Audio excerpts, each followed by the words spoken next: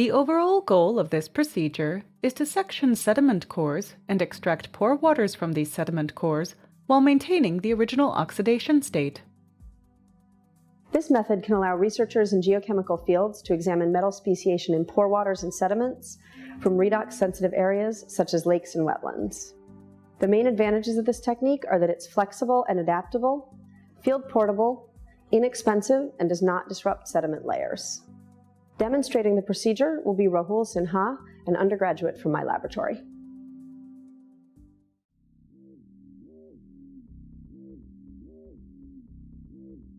Begin preparing the field laboratory by setting up the glove bag.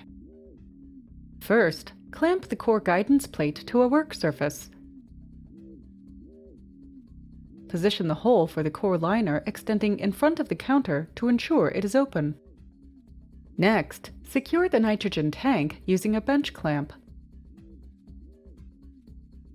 Then, place the glove bag over the plate and run tubing between the bag and the gas regulator.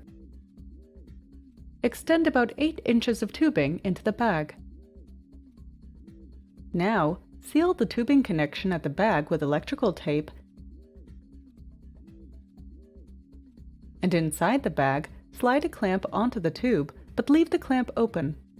Next, cut an X into the bottom of the bag over the hole in the plate.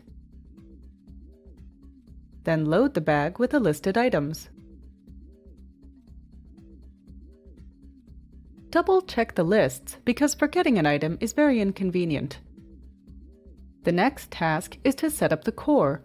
First, put a lab jack on the floor under the work surface. The lab jack should have